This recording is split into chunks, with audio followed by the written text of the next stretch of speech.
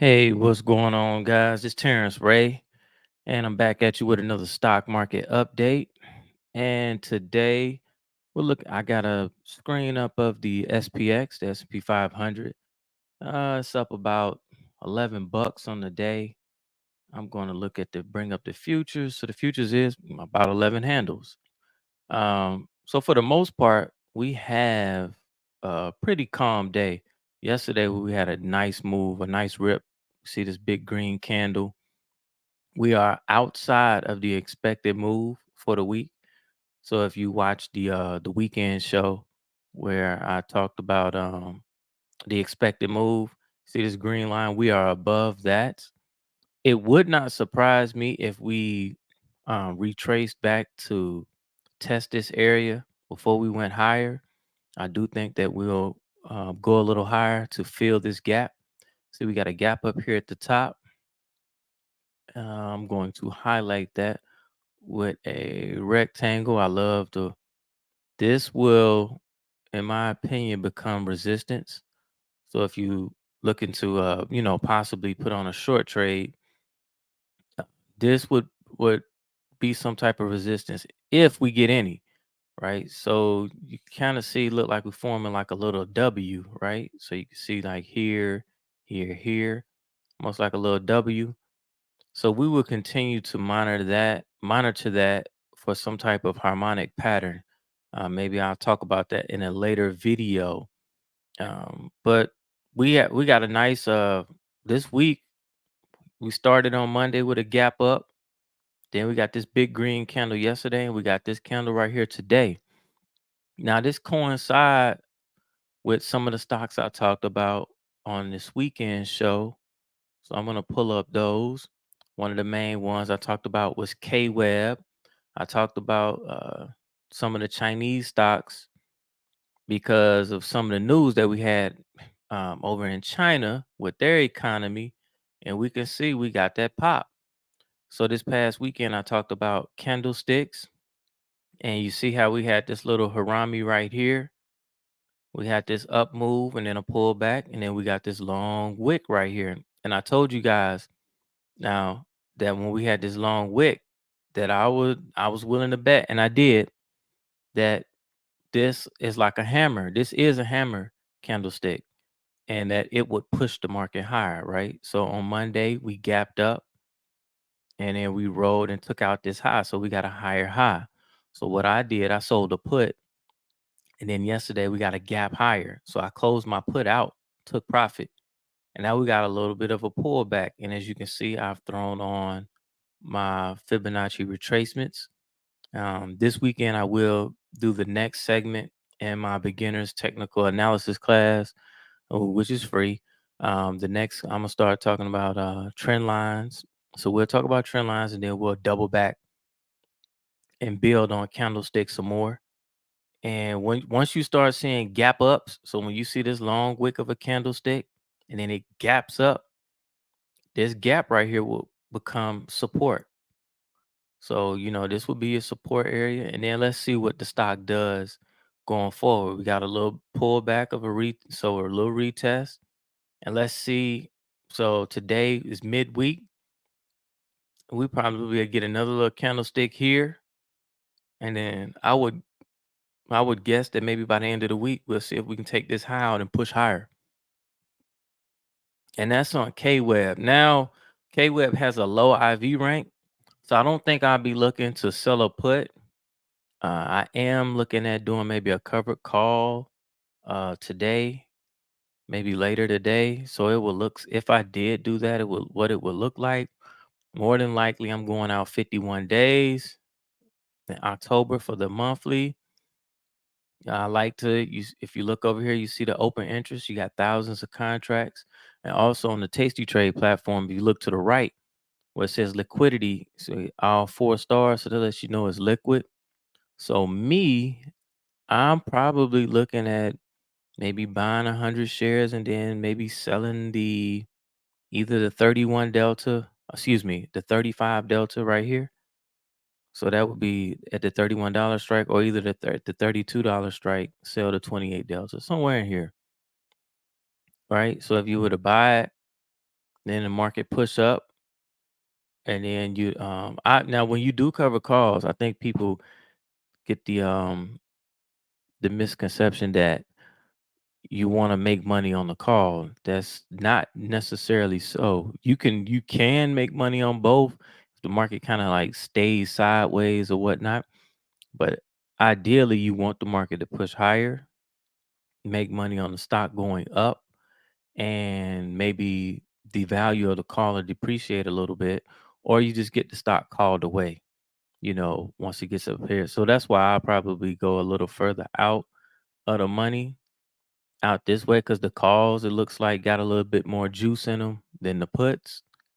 So you can come way out here and possibly, sell the 33 or the 34, because, if you think the market's going to push higher, and it uh, quite possibly can, if we look at where it's at, right? So we can see we got this big push higher, and then we got a push to the side.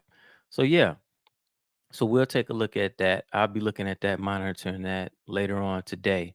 I talked about a firm on the weekend video, and you can see a firm pushed higher. If you guys not checking out my weekend videos, excuse me, where I'm going over setups, I run scans, and I talk about certain stocks that are primed to make a move for the week.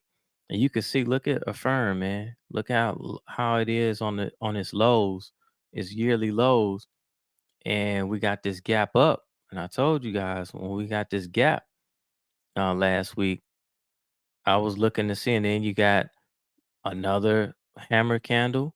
So look at this wick where it came down here, bounced off this moving average, pushed higher. And we got this big green candle. We got another green candle. So this area right here, this looks like a nice area of resistance.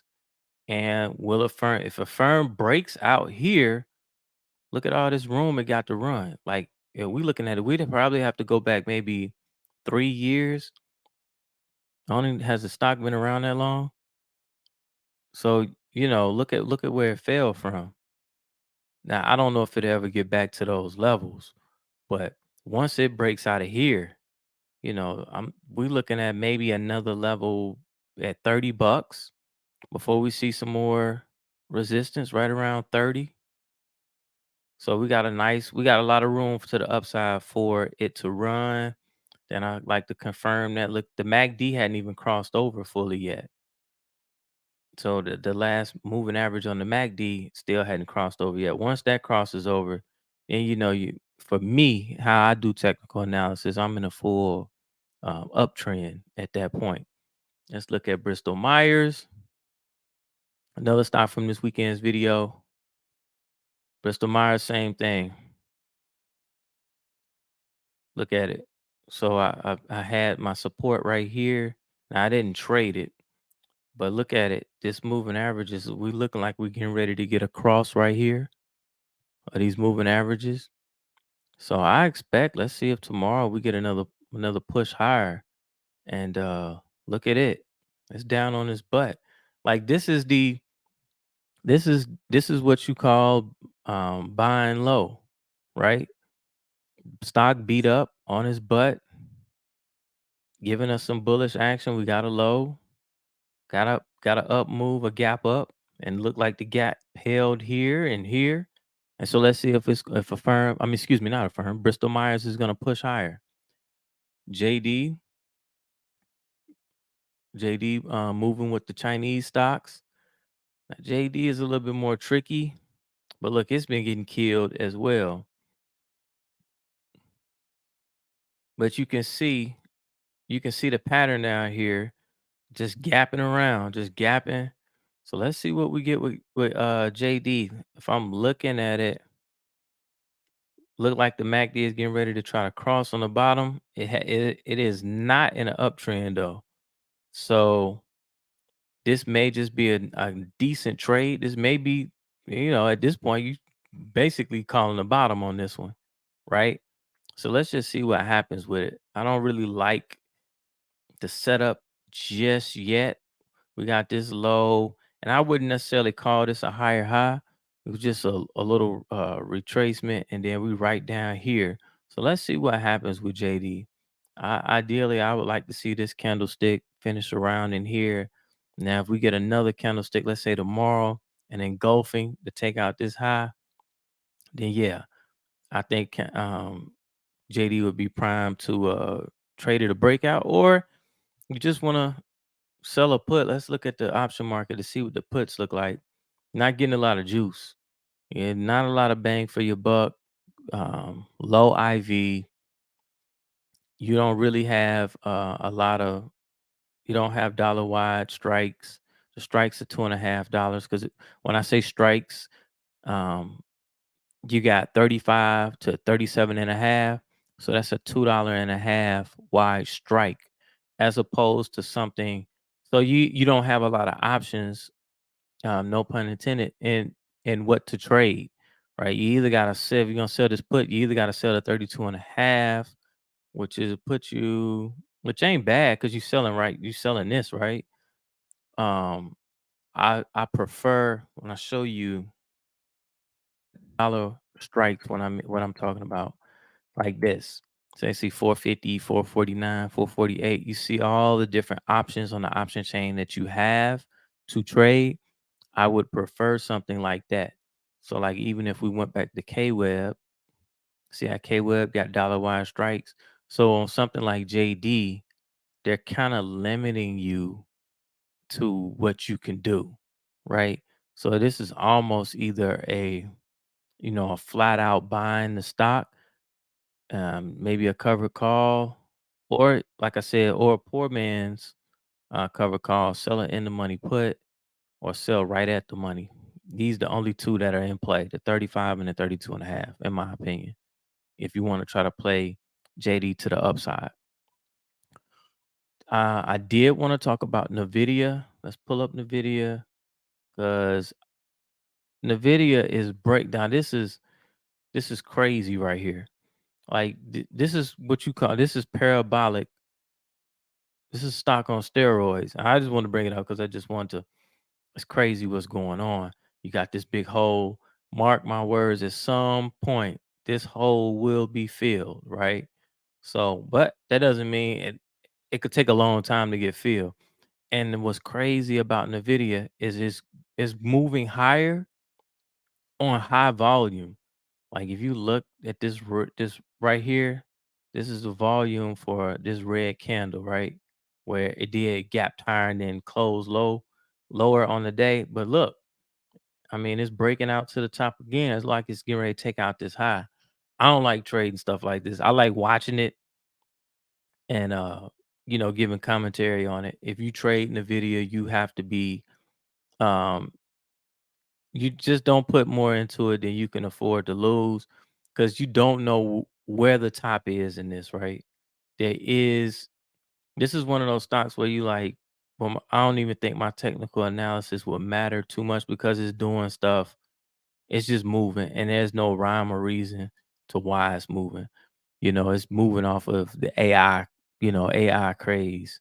So I just wanted to bring it up to tell everybody to be careful. My stochastics is moving to an overbought area. So let's see what happens once it takes out. I do believe it's going to take this high out, and then let's just see what happens with that. So hey guys, make sure you hit the like button, subscribe, share the video. Let me know what stocks you looking at, and then be on the lookout for some more updates. I get some more updates to you this week, and then this weekend we're gonna continue the series on beginners technical analysis.